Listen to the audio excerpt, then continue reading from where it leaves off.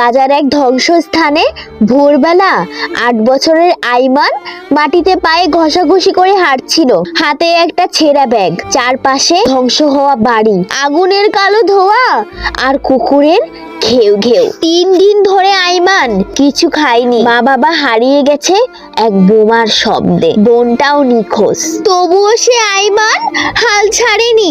পাথরের নিচে ধুলো মাখা এক টুকরো রুটি খুঁজে পায় সে। পাশেই এক ছোট মেয়ে কাঁদছিল। আইমান এগিয়ে গেল, তার সামনে রুটি টুকরোটা বাড়িয়ে দিল। আইমান বলল, তুমি খাও, আমি পরে খেয়ে নেব। সেই মেয়েটি মায়া ভরা দৃষ্টিতে আইমানের দিকে তাকিয়ে থাকে।